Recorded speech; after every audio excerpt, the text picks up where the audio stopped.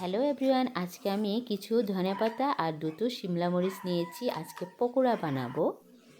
ধনেপাতাগুলো বেশ লম্বা, তাই 2 টুকরো করে নিচ্ছি। শিমলা মরিচগুলোকেও আমি কেটে নিচ্ছি।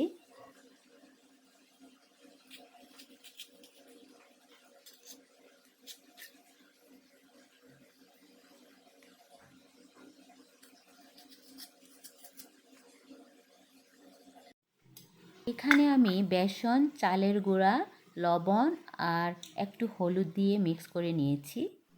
আমার পকোড়া বানানোর জন্য সব কিছু রেডি হয়ে গেছে। এখন আমি শিমলা মরিচটাকে এখানে দিয়ে মিক্স করে নিচ্ছি। কড়াইয়েও তেল গরম হয়ে গেছে, আমি এগুলোকে ভাজা করে নেব।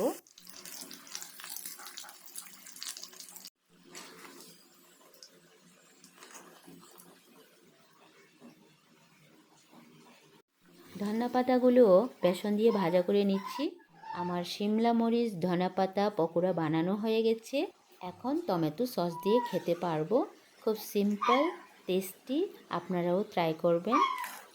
ভিডিও দেখার জন্য অনেক অনেক ধন্যবাদ।